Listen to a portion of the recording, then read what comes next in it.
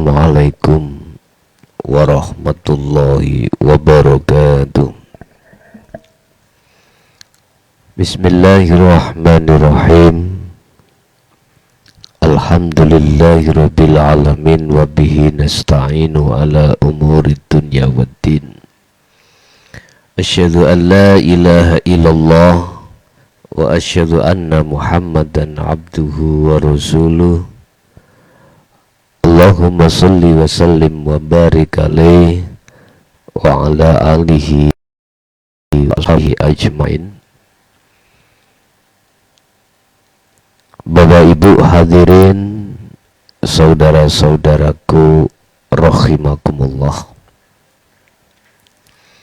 Alhamdulillah, dalam kesempatan sore hari ini kita masih diperkenankan Allah untuk bertemu, dan pada hari ini kita telah merubah jadwal ngaji, jadwal tausiah yang asalnya jam 4 sore sekarang kita undurkan menjadi jam 5 sore. Untuk sore hari ini saya akan membahas tentang maksud daripada tali Allah. Sebab di sini ada talinya akal dan ada talinya hati.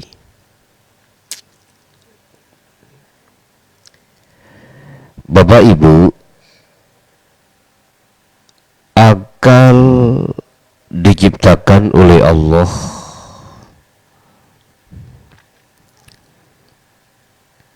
itu untuk membahas, mengangan-angan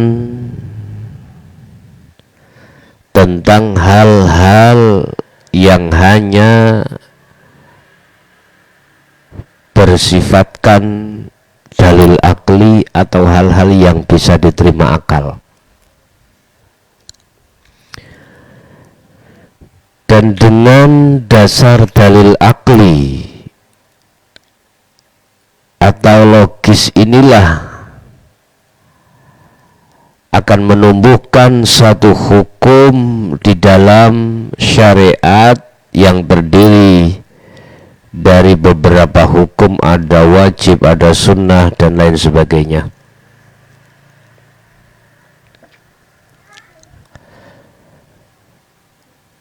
Terus ada juga Allah menciptakan ruh atau hati, ya. Dan ini juga ada tali yang disebut bil urwatil wuthqa. Talinya hati itu terhadap siapa? Kalau talinya akal itu terhadap apa yang semua Allah ciptakan, sehingga akal ini bisa menerima apa yang Allah ciptakan. Tafakkaru fi khalqillah. Apa yang dijadikan Allah yang disebut sebagai makhluk, itu yang berhadapan adalah akal. Ini kalau bahasa Jawa disebut sukma, atau bahasa Quran disebut roihan. Dengan akal itulah manusia dibekali bisa membedakan mana yang hak dan mana yang batil sebatas hukum syar'i.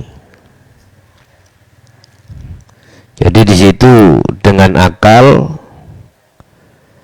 bisa menghukumi mana larangan dan mana perintah.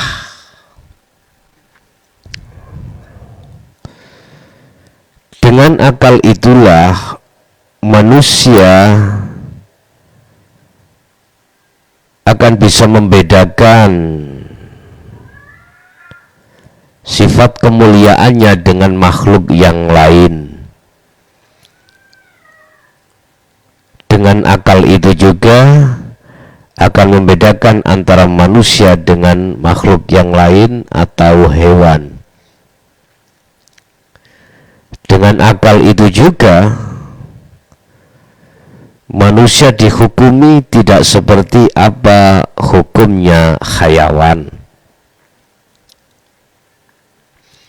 Bapak Ibu, berarti talinya akal adalah berpikir untuk lebih manfaat terhadap semua apa yang berkenaan dengan hal-hal yang bersifatkan ciptaan Allah. Tafakkaru domikiro sira kabeh angen-angeno fi khalqillah ing dalem ciptaan-ciptaane Allah. Berarti talinya akal itu terhadap ciptaan Allah supaya bisa memberikan kontribusi kemanfaatan terhadap manusia yang lain. Udah, ini urusan di dalam hukum syar'i dan ini urusan hablum minannas, supaya anfa'unas linas, sehingga bisa berbuat baik, bermanfaat bagi orang lain. Bapak Ibu hadirin rahimakumullah, yang menjadi pembahasan kami pada kesempatan sore hari ini adalah talinya ruh hati terhadap Allah itu yang bagaimana. Kalau tadinya itu talinya akal adalah tafakuri akal, angen-angennya akal terhadap urusan-urusan makhluk, bagaimana bisa bermanfaat di dunia ini. Satu contoh, dengan akal itulah supaya manusia itu tidak merusak tatanan-tatanan di bumi. Akal dihadapkan, gunung-gunung tidak boleh ditebangi, sebab kalau ditebangi nanti terjadi erosi, penggundulan erosi, akhirnya banjir. Loh, dampaknya itu luar biasa. Dengan akal itulah yang dilakukan dengan sebaik-baiknya sehingga tidak ada dampak negatif terhadap makhluk lain. Sekarang hati, bagaimana yang disebut talinya hati pada Allah tatkala ini kita lakukan, supaya keadaan hati atau roh itu betul-betul bermanfaat. Bapak Ibu hadirin jamaah rahimakumullah, talinya hati itu adalah sesuatu bagaimana caranya hatimu ini selalu makrifat pada Allah. Itu talinya hati. Nah, sesuatu itu yang bagaimana?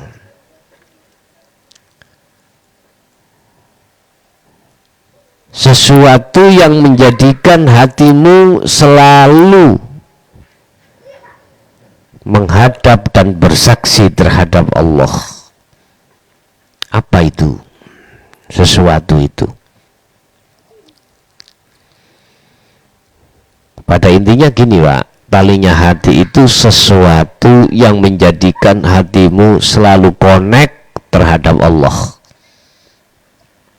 Sering ini kita bahas. Bapak Ibu hadirin rahimakumullah. Kita flashback ke belakang dengan kalimat apa sebab manusia hati lalai pada Allah. Kita urai dulu. Alhaakumut takatsur. Hati bermegah-megahan dengan kesenangan dunia itulah yang akan menjadikan hati lalai pada Allah. Ini semakin tinggi, semakin besar volume hati bermegah-megahan, maka dominan hati semakin jauh terhadap Allah Subhanahu wa ta'ala. Ini persoalan. Jadi mudah saja yang kami maksud sesuatu tali itu. Tindakan kita adalah dibalik. Bagaimana caranya hatimu, hati yang kamu maksud,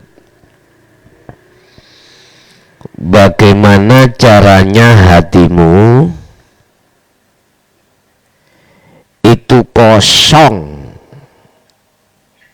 dari kemegahan-kemegahan duniawiyah itu. Tadi kan dikatakan lalainya hati disebabkan karena bermegah-megahannya hati terhadap kesenangan dunia yang itu memang diseken atau disetel oleh hawa nafsu dalam diri kita. Berarti kita harus menciptakan, mengkondisikan bagaimana hati itu kosong dari perkara-perkara yang bersifatkan kesenangan dunia. Ini dalam tauhid dikatakan tindakan tahali, tindakan untuk mengosongkan, membersihkan kotoran hati yang disebut sebagai kesenangan dunia.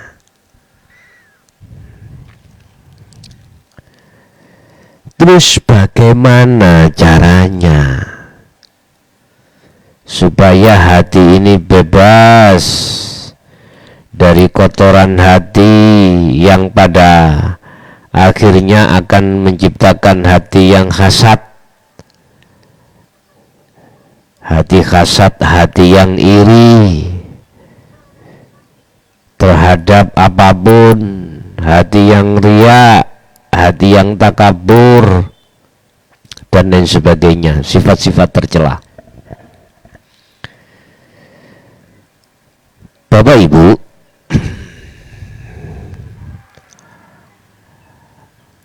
sesuatu itulah yang akan menjadikan solusi dan kita cari sehingga dengan sesuatu itu apa yang menjadikan lalai pada Allah itu hilang. Kalau itu sudah hilang, otomatis hati bisa connect, hati bisa sambung terhadap Allah karena talinya hati itu tidak terputus. Kesimpulan,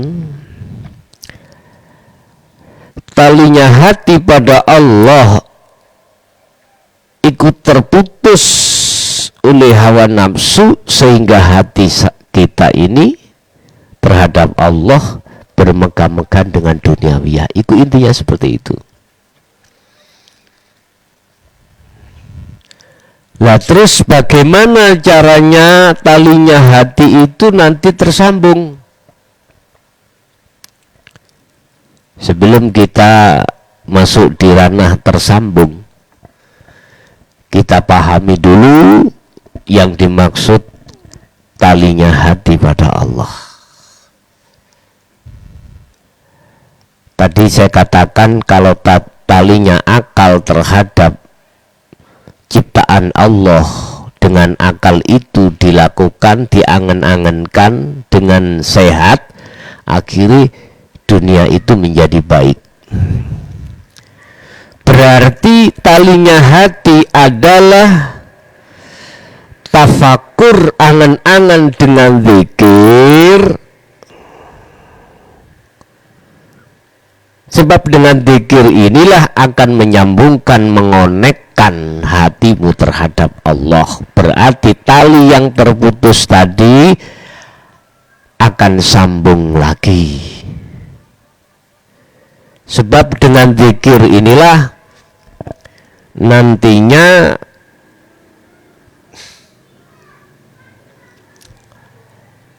yang disebut sebagai kotoran hati akan luntur, sedikit demi sedikit akan hilang. Yang dimaksud zikir itu yang bagaimana? Lah ini yang perlu kami jelaskan. Secara lughat zikir adalah ingat pada Allah. Secara istilah yang dimaksud zikir adalah hati sadar dan menyadari bahwa semua persoalan yang terjadi semata-mata yang berperan adalah Allah. Hati sadar di situ dengan cara harus mengimani, merasakan bahwasanya yang berperan itu adalah Allah. Berarti inilah tali Allah. Sebab seperti baru akan hati akan bisa melaksanakan yakfur bitawud. Hati akan bisa melakukan amalan sholihan yang berbentuk menjauhi dari perkara-perkara yang ditimbulkan oleh hawa nafsu. Itulah kesenangan dunia. Sebab dengan kesenangan dunia hati ini, maka hati itu tidak akan pernah bisa connect pada Allah. Wa yu'min billah, satu sisi hati harus menyadari, menghadap, bersaksi hanya terhadap Allah, itulah hidup yang kami maksud. Hal ini kita lakukan, hati lakukan, tidak mengenal tempat dan tidak terkekang dengan waktu. Artinya setiap saat dan waktu perbuatan hati untuk sambung talinya pada Allah itu tidak mengenal tempat ataupun waktu.